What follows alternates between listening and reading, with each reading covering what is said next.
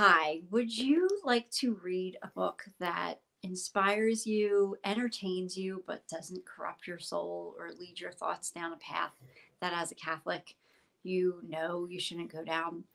If you are interested in fiction and love stories that are beautiful, good, but not bad, we we encourage you to stay here with us for the next 10 minutes and simply listen to this our new author that is new to our community, Victoria Everleigh, and she has this awesome new novel out called The Love We Vow, and it is, hi Della, it is number one in more than one category on Amazon, and I can't wait to hear about it. So Victoria, please tell us about The Love We Vow.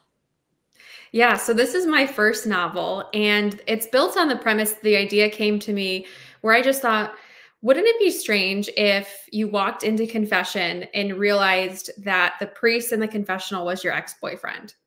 And that's how this whole idea for my story started. And so the bigger theme of the story is about forgiveness and wounds and secrets that need to be revealed and healing that needs to happen. And so that inciting incident of my main character, Violet, going to confession and realizing that the priest is her ex-boyfriend opens up all these wounds. And she really has to learn how to forgive him, forgive herself, but also allow herself to fall in love because it is a love story. And I won't spoil that part of it because, obviously like priests can't get married, but there is a love story in this as well. So it combines a lot of different storylines in a sense. It's not just focused on romance. It's really about the personal development, the growing of the faith of my main character, Violet, as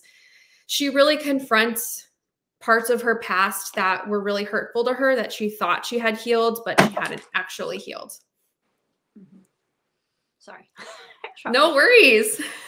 Say la vie. Yeah.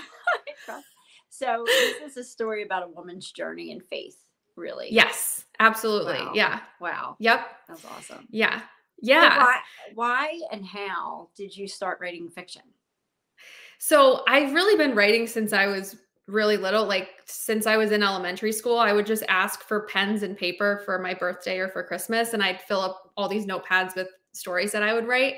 So in my mind, I always thought that I would write books. But then as I got into high school and college, it just seemed like writing fiction was a pipe dream. Like who actually got to do that? Like if I wanted to write, I'd actually have to do some other type of writing. So I actually was a television news writer for 5 years. And so it's a different type of writing, but I was, you're able to get a job right away versus you graduate college. If you want to write novels, it's not like you apply for a job and you become a novelist. So I sort of put the dream of writing novels on the back burner. But then when COVID hit, I realized, why don't I just write it now? So I took a novel writing class online, and then I just kept working on this book. And this is the first in a trilogy. So the second and the third book I also wrote in 2021, and they're being edited now and they'll be released later this year. But it really kind of started for real during COVID. That's awesome. You took that opportunity. Yeah. That's so yeah. Cool. Yeah. So do you still work for a TV station? I don't. So I switched out of that career about 3 years ago, a little over 3 years ago, and I went into financial coaching. But this is something that I do on the side right now, but I would love for it to be my full time at some point. Yeah. Well, that's great. That's a trilogy. So we fall in love with the character and then we can't wait to find out what happens next. And this got me thinking, like, so I don't read a lot of fiction. As a kid, I didn't read, but my 9-year-old reads every single night. And as he gets older and as this generation that, his whole school, that's something they train since first grade, read 15 minutes a day. And we did that for a couple of years. And now he just does it on his own. We don't tell him. He just loves to read. That's awesome. Right. So as an adult, he's going to want, and other, kids of his generation are going to want to continue to read. So it's so important to have these virtuous stories out there so that there is, things that they can read that aren't going to, you know, corrupt them. Yeah, I know. And I think Yeah. fiction is really powerful because you can see characters in situations that you might have never been in yourself. And so you can sort of, in a sense, like prepare yourself for if you Mhm. ever confront that situation. But also, you might see characters that are in situations that you are currently in. And that can be very comforting and it can just feel like someone understands you. And so I remember, I think there's this book by Emily Giffin called Love the One You're With. And I read that book after I had gone through a breakup. And basically, it was about a woman who ran into her ex and started to wonder if she should have been with him instead of marrying the guy that she married. And even though I wasn't married when I was reading it, I was wondering, should I still be with that guy that I just broke up with? Like, if he came Mhm. back into my life, should I get back together with him, kind of thing? Did I make a mistake? And just reading that book, I just felt so much peace seeing someone else go through that process of asking all those same questions that were going through my head. And it just really helped me in a way that I think, yes, you can read nonfiction, which I love reading too, but there's Mhm. something about story, like Jesus used parables. I mean, there's something Yes. about story that's so powerful. And I wanted to bring some of that into the world myself. Yeah, that's awesome. That's awesome. So excited for you. So tell Thank you. everybody what it ranked number one in two different categories, I believe. Yes. So when it launched, it ranked number one in contemporary religious fiction and American literature anthology, which is a mouthful. But the Yeah. reason the anthology, when I saw that, I was like, huh, but it technically is because it's a trilogy. It's the first book of a trilogy. So, but the second book called The Vows We Keep is coming out in May. And Nice. then the Nice. third book, The Hope We Vow, is coming out in July. Fantastic. Who is your publisher? So I actually self-published Okay. and I did it, but I did it with the help. I kind of call it, it's sort of a hybrid because I kind of outsourced like the editing and stuff. So I hired people to help me with all the different parts of self-publishing. It's not like I'm a one-woman Right. show by any means. Right. Right. And that was largely because I really wanted to write the book that I wanted to write and not worry about sending out query letters and Mhm. potentially having to like change how Catholic it was and I'm Right. not saying that's what would have happened, but Right. there was something to me about being able to say, this is the book I want to write. I want to own the rights to this book forever. And I just want to hit the ground running versus trying to like put it out there and hope Right. someone will bite. Right.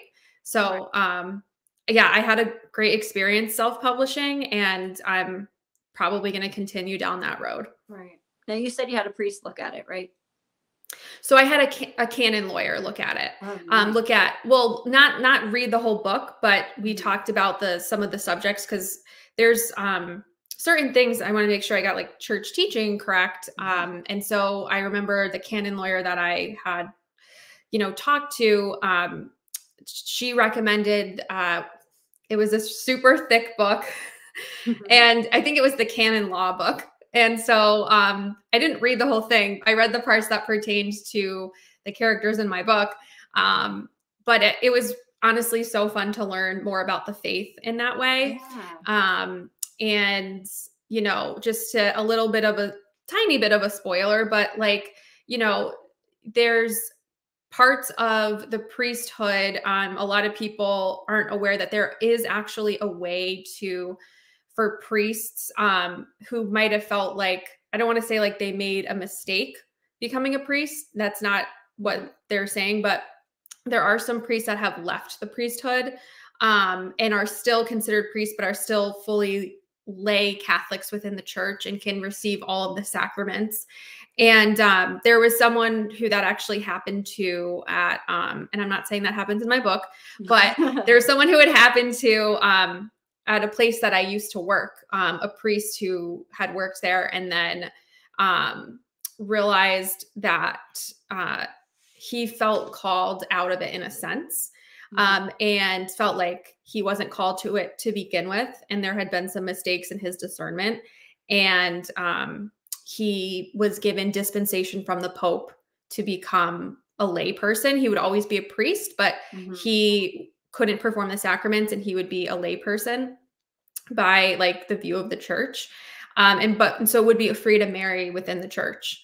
And so knowing about that person who had worked at the same place I had worked in my previous television life, that was also kind of an interesting storyline, I thought. Mhm. So that sort of inspired some of the book as well. Wow. Yeah, that's really interesting. Yeah, I'm sure you learned a lot. Yeah, and I loved it's like it's a great excuse for me to just learn about my faith. Yeah. Yeah. Oh, well, okay. Do you have a copy of the book that you show us? Oh my gosh, I do downstairs. I don't have it in front of I me. know it's pink. Sorry. It's like hot It pink. is pink. Yes, it's It's hot called, pink. go Yep. ahead, tell them Yeah. where they can get it and what it's called. Yeah, so you can get it on Amazon or Walmart, Barnes and Noble. They're the websites, and it's available as an ebook, paperback, hardcover, and then if you have Kindle Unlimited, you can read it through Kindle Unlimited too. So if you don't want to actually buy it, Oh, nice. Nice. Awesome. yeah, All right. Well, yeah. everybody go get that book and then look out for the The vows we vows we keep. I the almost vows forgot we my own keep. title. The vows we keep, and then the hope we vow. Oh, awesome. Awesome. All Yes. right. Well, let's not talk any further. Let's go get that book. Thanks, Amy. Thank you so much, Victoria. Bye, Take everyone. Have a care. great day. Bye.